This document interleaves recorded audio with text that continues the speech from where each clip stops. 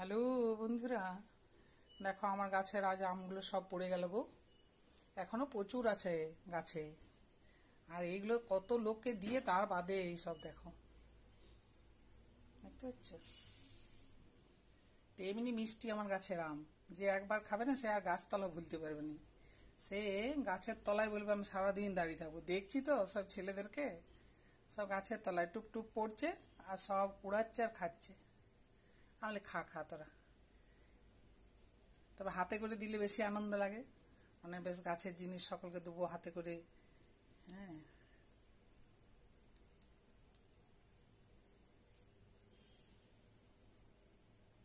ল্যাংড়া আম বটে, বুঝেছো? সবাই বলছে খেয়ে আমগুলো, বাবারে সত্যি তোমাদের গাছের আম বটে বাবা।